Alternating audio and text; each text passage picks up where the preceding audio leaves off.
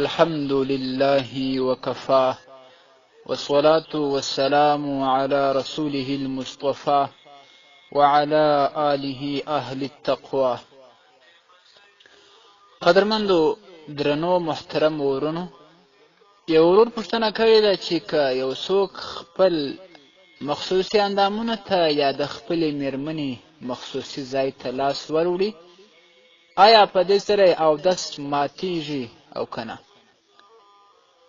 قدرمنده، ستاسو په جواب کې به ووایم چې تر څو انسان د لاس لوندوالی محسوس کړی نه وي، که خپل مخصوص اندامونو ته یا د خپلې میرمنې مخصوص اندامونو ته لاس وروړي، اودس یې په دې سره نه ماتیږي.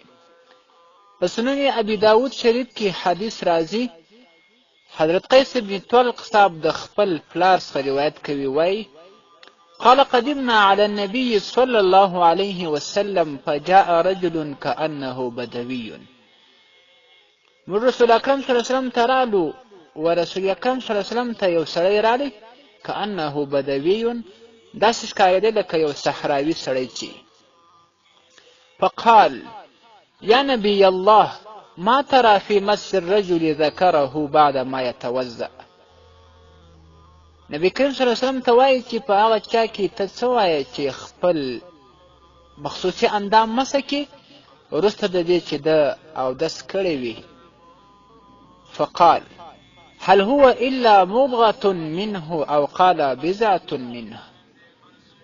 دا خو نه دی دا مخصوصي اندام، بلکې د بدن یوه ټوټه ده. نو د بدن و ټوټې ته چې لاس وروړي، هغه که ستا خپل مخصوصي اندام وي او یا د میرمنې وي، چې تر څو لاس لوندوالی محسوس کړی نه وي، اودس نه دی ورباندې مات. دا داسې اندام دی وچ، لکه انسان چې خپلې پوزې ته یا خپل غوږ ته یا یو بل عضوي بل اندام ته لاس وروړي، لکه څنګه چې په هغه سره اودس ته نقصان نه رسېږي، داسې په خپل مخصوصي اندام باندې چې لاس لوندوالی محسوس نه کړي، اودس ته نقصان نه رسېږي. دا شان التجرید للقدوري په جلد اول صفحه 180 کې فرمایي چې په مسح د ذکر کې اودس نشته. والسلام علیکم ورحمت الله وبرکاته. ستاسې د اسلامي پوښتنو جوابونکی مولوي حکیم الله صابر الحنفي صاحب. د پوښتنو لپاره د رابطې نمبر 0029 314 88 13 440.